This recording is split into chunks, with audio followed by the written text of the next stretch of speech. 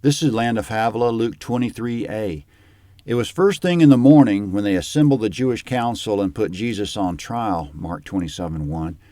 When he told them he was the Christ, Mark 14:62, and the Son of Man that would be seated at the right hand of the power of God, Luke 22:69, and that he was the Son of God, Luke 22:70, they thought they had enough to take him to Pilate. Verse 1. The whole company of them rose up and brought him before Pilate.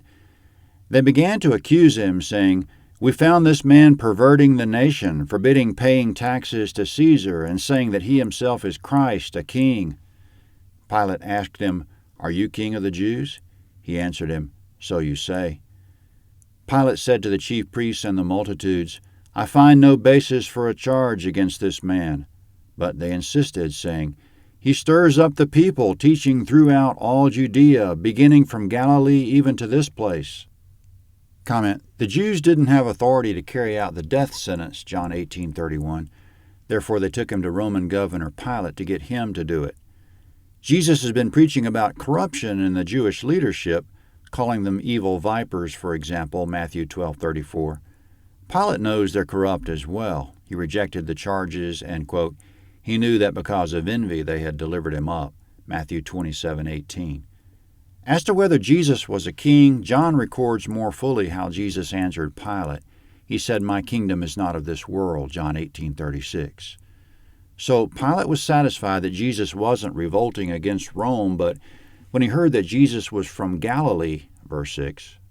But when Pilate heard Galilee mentioned, he asked if the man was a Galilean. When he found out that he was in Herod's jurisdiction, he sent him to Herod, who was also in Jerusalem during those days. Now, when Herod saw Jesus, he was exceedingly glad, for he had wanted to see him for a long time, because he had heard many things about him. He hoped to see some miracle done by him. He questioned him with many words, but he gave no answers. The chief priests and the scribes stood vehemently accusing him. Herod with his soldiers humiliated him and mocked him. Dressing him in luxurious clothing, they sent him back to Pilate. Herod and Pilate became friends with each other that very day, but before they were enemies with each other. Comment: Jesus gave no answers as a fulfillment of Isaiah 53:7, quote, "He was oppressed, yet when he was afflicted he didn't open his mouth. As a lamb that is led to the slaughter, and as a sheep that before its shearers is silent, so he didn't open his mouth," end quote. Pilate and Herod became friends that day because of their conspiracy against Jesus. They thought it was good sport. We can make friends by humiliating and mocking someone the way comedians humiliate and mock to get the crowd to laugh, but it's evil.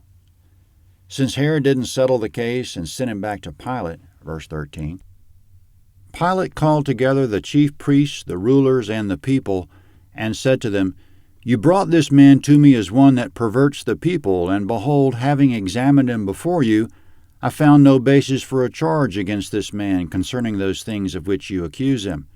Neither has Herod, for I sent you to him, and see, nothing worthy of death has been done by him. I'll therefore chastise him and release him." Now he had to release one prisoner to them at the feast. Comment: Pilate told them in John 18:39, quote, "You have a custom that I should release someone to you at the Passover. Therefore do you want me to release to you the King of the Jews?" Verse 18. But they all cried out together, saying, "Away with this man! Release to us Barabbas," one who was thrown into prison for a certain revolt in the city and for murder. Then Pilate spoke to them again, wanting to release Jesus. But they shouted, "Crucify, crucify him!" He said to them the third time, "Why? What evil has this man done? I found no capital crime in him. I'll therefore chastise him and release him." But they were urgent with loud voices, asking that he might be crucified. Their voices and the voices of the chief priests prevailed. Pilate decreed that what they asked for should be done. He released him who had been thrown into prison for insurrection and murder, for whom they asked, but he delivered Jesus up to their will. Comment: Jesus received a hero's welcome when he entered Jerusalem for the Passover, with crowds shouting Hosanna, laying their garments on the road, cutting palm branches and waving them. So we might ask why the voices on the other side are now prevailing and shouting, "Crucify." We might imagine that the crowd that welcomed Jesus to Jerusalem was self-selected, that they were his supporters, that his supporters were more likely than his enemies to come out and welcome him.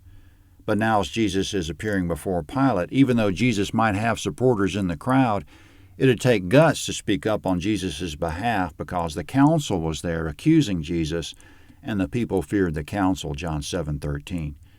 The crowd wanted Pilate to release Barabbas and not Jesus. Barabbas was in prison for revolt and murder. His name is generic because it simply means son of the Father. It's something like John Doe. So instead of guilty Barabbas going to the cross, innocent Jesus went. Jesus took the punishment for all us guilty John and Jane Does. Pilate said multiple times that Jesus was innocent. In verse 4, he said, "I find no basis for a charge." In verses 14 and 15, again, "I find no basis for a charge, and nothing worthy of death has been done by him." In verse 22, he said, "Why, what evil has this man done? I found no capital crime in him." And in Matthew 27:24, quote, "He washed his hands before the multitude, saying, I am innocent of the blood of this righteous person." So it's strange that Pilate would show himself to be so weak in the public eye that he would first beat Jesus to placate the crowd, then send him to the cross. But Pilate's behavior was predicted in prophecy in Genesis when Joseph's brothers were about to kill him. Quote, "Reuben heard it and delivered him out of their hand, and said, Let's not take his life. Reuben said to them, Shed no blood, throw him into this pit that is in the wilderness, but lay not hand on him." End quote.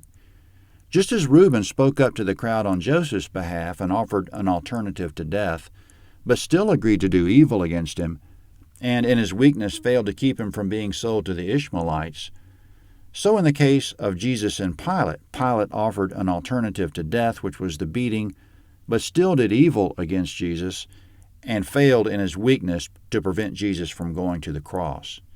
So Pilate delivered Jesus up to their will, and Luke 23b is next at landofhavilah.net, Luke 23b.